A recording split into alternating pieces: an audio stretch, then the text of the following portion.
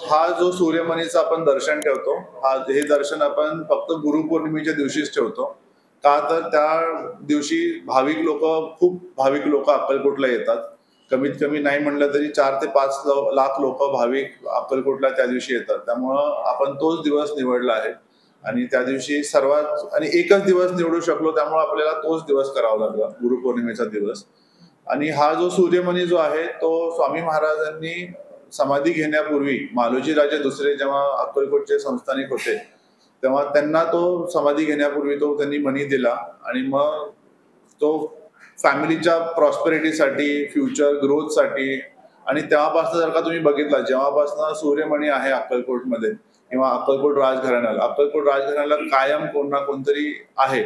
मध्ये 2 पिढ्या जरा काळखंड कमी राहिला, पण त्याचा काय महाराजांची इच्छा असेल, आता परत त्यांनी सगळं सुरुवात केलेली आहे. आणि जेव्हा मालोजी राजे दुसरे अक्कलकोटचे राजे होते, तेव्हा अक्कलकोट सर्वात जास्त प्रॉस्पर झालं, कारण महाराजांच्या सानिध्यात असल्यामुळे.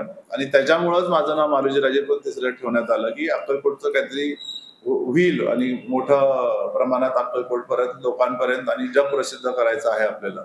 आणि हा सूर्यमणी एकच असल्यामुळे त्याचं जरा आपण एकच दिवशी ठेवलेला आहे. हा सूर्यमणी आपला जो अनुभूती प्रोजेक्ट जो आहे, त्याच्या मेन महाराजांची जी अख्खी मूर्ती आहे, त्या मूर्तीच्याच एकदम खाली आपण तो सूर्यमणी स्थापित करणार आहोत.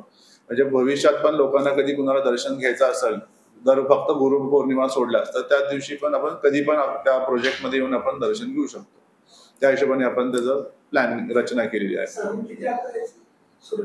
सूर्यमणीचा आकार एक एवढासाच खडा आहे तो. त्याचं आपण काही टेस्टिंग वगैरे केलेलं नाहीये, कारण तो एवढा धार्मिक आहे की त्याला पुजारीशिवाय अजून दुसरं कोणी त्याला स्पर्श पण करत नाही. आणि आपण त्याची एवढ्या वर्ष आपण त्याला अनटच ठेवलेलं आहे आणि फक्त ते सवळं घालून आंघोळ करून बिना काय जेवता तेव्हा तुम्ही त्या सूर्यमणीला स्पर्श करू शकता.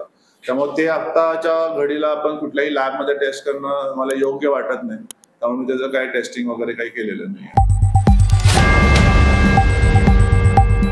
लेटेस्ट अपडेट, सुपरफास्ट बातम्यांसाठी सबस्क्राईब करा, फॉलो करा MS13 न्यूज, सोलापूरकरांच्या हक्काचं.